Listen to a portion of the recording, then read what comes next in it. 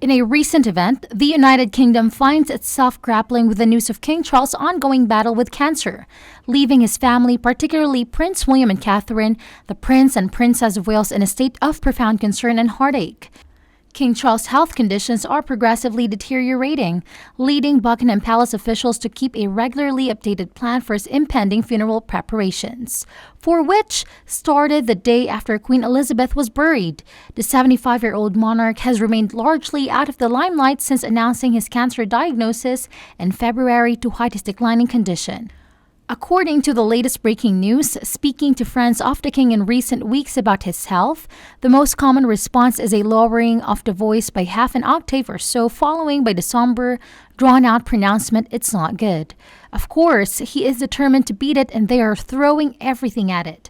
Everyone is staying optimistic, but he's really very unwell. More than they are letting on, the source added. Friends of the family and insiders are genuinely distraught at the prospect that the UK could lose its king far sooner than any had imagined, but they are trying to stay positive. For Prince William and Catherine, the news of King Charles' deteriorating health caused them profound heartache. As devoted members of the royal family, they share not only a familial bond but also a profound sense of duty and affection for the patriarch of their family. Amid Catherine's cancer treatment, Prince William still commits to carry out royal duties as much as possible. On April 25, the Prince of Wales visited students at St. Michael's Church of England High School on Thursday. He also attended a memorial service at Hereford Cathedral on April 19 and visited the Surplus to Supper charity in Surrey on April 18. Not only that, they also feel extreme anxiety because in this situation, the prospect of William ascending the throne will come true sooner than expected. As a result of her health condition, Catherine is unable to fully engage in royal duties. This become a burden on William's shoulder as the future monarch. King Charles has never revealed that cancer he has been diagnosed with, but admitted that it wasn't prostate cancer, which is one of the most treatable forms of the disease. He is understood to be making regular visits to London for radiotherapy treatment, which can be used to treat many different types of cancer. Of course, where King Charles is a private individual, his health would be nobody's business but his own.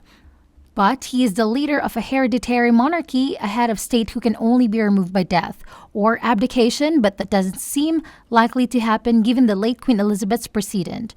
Much as his office may not wish to acknowledge it, his prognosis is very much a matter of public interest. It is certainly preoccupying some individuals in certain branches of government. The palace has also been tight-lipped on his medical journey, but well-placed insiders and political commentators have publicly spoken about how the king is responding really well to treatment.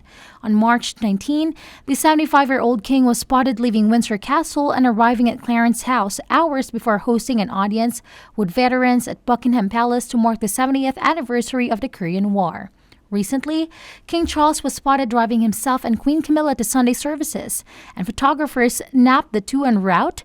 Behind the scenes, however, King Charles' aides are regularly reviewing copies of a several hundred-page document outlining his royal funeral plans, dubbed Operation Menai Bridge. The extremely detailed document was created the day after Queen Elizabeth was buried on September 8, 2022. And uses the longest-serving Queen's funeral as a field guide on to ensure Charles runs more smoothly. Military officials confirmed that Operation Menai Bridge is being regularly updated, but emphasized it was standard procedure and that it would be absurd to read anything into that fact. All royal members of the plan have updated funeral plans that are categorized by bridge-based code words, with Queen Elizabeth's famously being Operation London Bridge.